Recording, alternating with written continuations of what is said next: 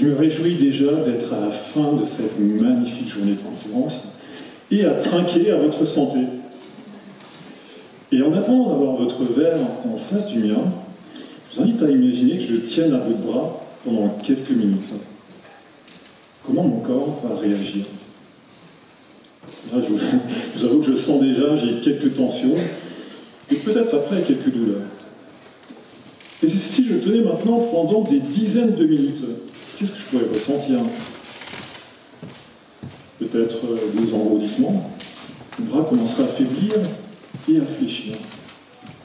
Et maintenant, imaginez que je sois assez fou pour tenir ce verre pendant des heures. Comment ça va se terminer? Tiens, mon bras lâche. Qui voudrait tenir un verre à bout de bras pendant des heures, voire des jours? Personne. Mais alors, qui parmi vous a déjà vécu ce moment avec un planning surchargé et sans de temps à s'accorder? J'invite à lever la main si vous vous sentez concerné.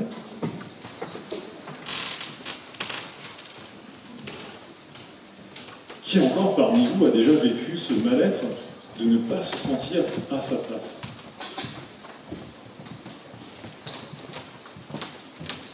Enfin, qui vit ou a vécu un conflit avec un collègue de travail, un ami ou un membre de sa famille?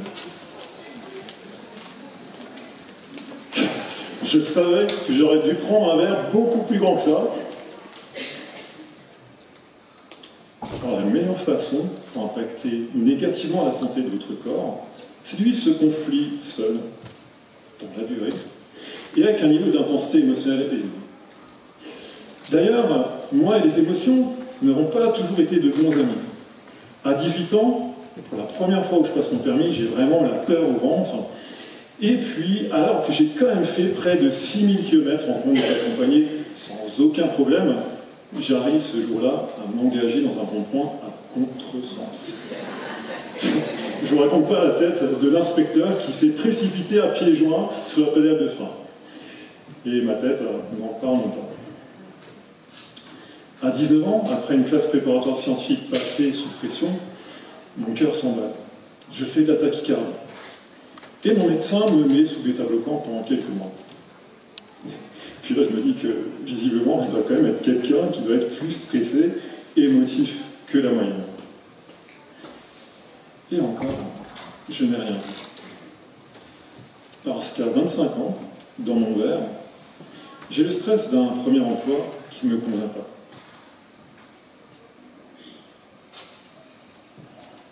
Le doute et l'angoisse d'une reconversion professionnelle. Mais surtout aussi les tensions que je vis lors des préparatifs de mon mariage entre ma famille et ma belle-famille. Je me sens obligé d'intervenir face à ma belle-mère et elle se met à pleurer. Et là, je vous avoue que je m'en veux terriblement. Je me vois là encore d'ailleurs assis seul sur le canapé de leur salon à ressentir une colère intense contre moi et cette pensée qui me hurle, je ne veux pas voir ça, je ne veux pas la voir pleurer. Quelques jours plus tard, je perds la moitié droite de ma vue. Les examens révèlent une inflammation du nerf optique et le diagnostic tombe, un début de sclérose en plaques. Je me sens comme foudroyé sur place et j'ai vraiment le sentiment que ma vie est fichue. Je broie du noir. Et chaque matin, je me réveille avec cette peur de ne plus pouvoir bouger mes jambes. Mais, au milieu de tout ça, une question m'obsède. Comment ma colère et ma pensée ont pu générer une telle réaction dans mon corps? Des chercheurs de l'Institut HeartMath en Californie étudient depuis plus près de 30 ans les interactions entre notre cœur et notre cerveau. Notre cœur génère un champ électrique 60 fois plus important que le cerveau et un champ magnétique 5000 fois plus important. Le docteur Rollin McCraty nous indique que ce champ électromagnétique baigne chaque cellule de notre corps et agirait tel un signal de synchronisation. Un petit peu à la manière d'une antenne qui émet une onde radio reçue par des millions de postes. Avec le docteur Glenrhein, docteur en biologie cellulaire, il montre qu'une émotion, combinée à une intention, serait capable de modifier la structure de l'ADN. Alors, après 3 ans, je fais à nouveau une deuxième poussée au niveau de la moelle épinière. Et ma neurologue me conseille 2 choses.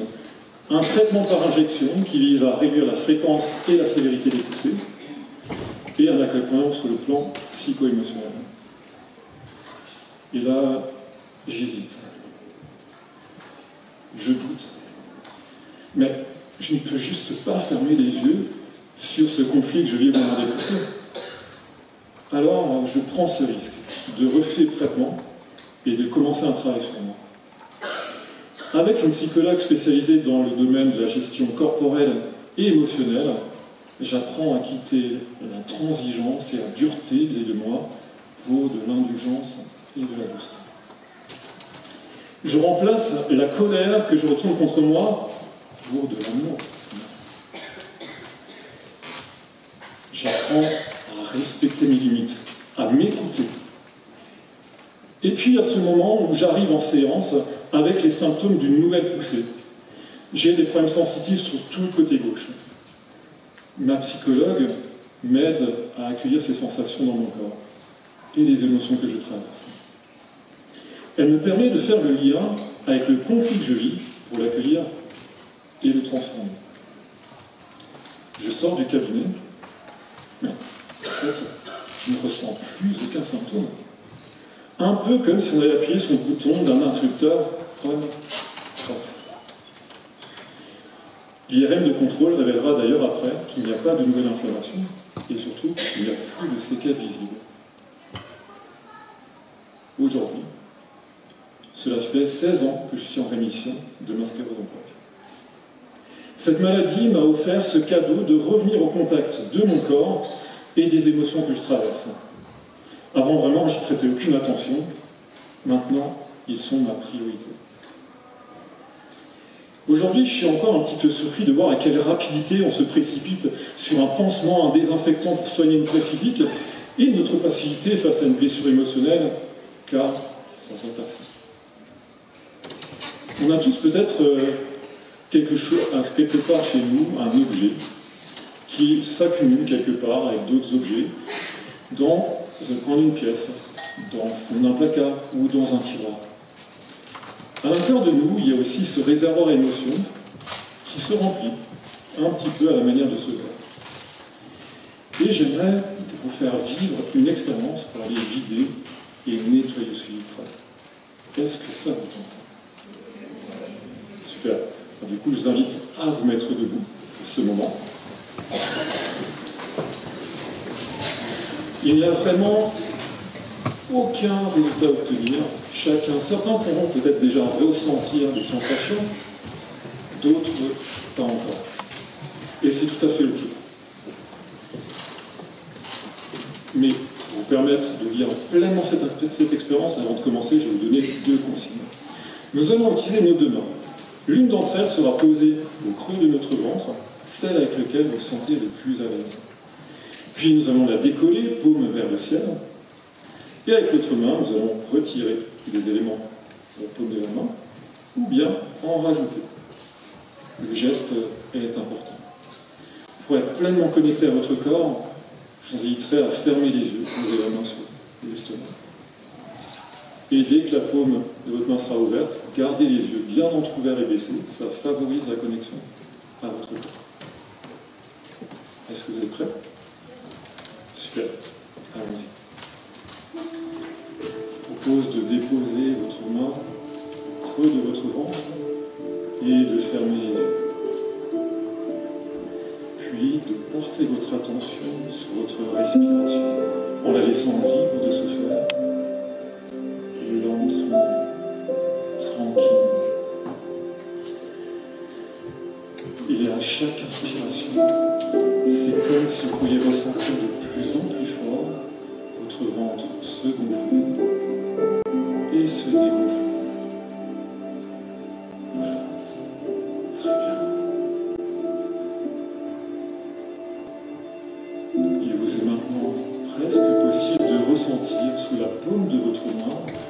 l'air qui s'y accumule.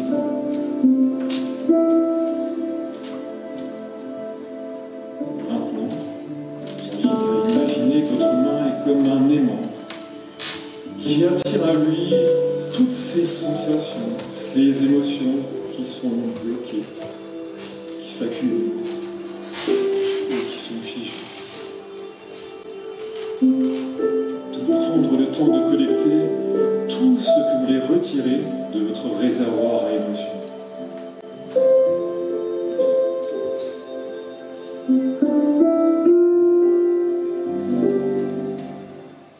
Maintenant, tout en gardant les yeux entrouverts et baissés, je vous invite à décoller votre main et à la placer paume vers le ciel. Avec l'autre main, vous pouvez retirer la colère, les peurs, les peines, et tout ce que vous souhaitez déposer à terre.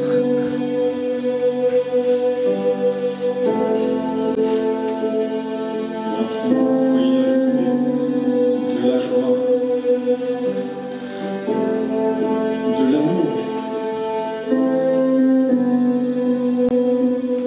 de la sécurité et toutes les ressources dont vous pourriez avoir besoin.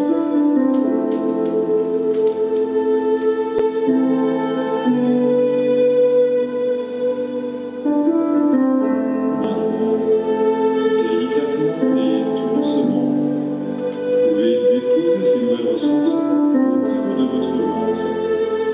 Et au moment de contact avec votre main, je vous invite à faire une grande inspiration et de ressentir la différence que cela fait.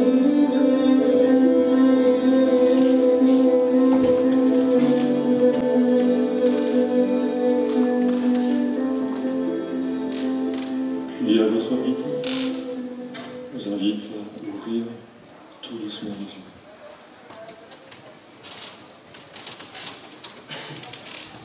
C'est à vous de choisir.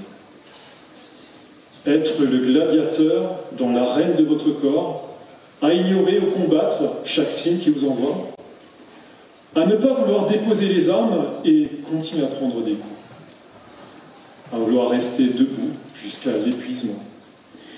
Et au moment de mordre la poussière, croire encore que l'empereur et le public vous sauvera. Ou bien être le capitaine de l'équipage de votre corps et faire le choix de ce qui embarque avec vous et de ce qui reste au port. De serrer le cordage de votre confiance dans vos ressources sans être à fond de cœur. Ô capitaine, mon capitaine, tenez votre gouvernail, car votre santé est entre vos mains.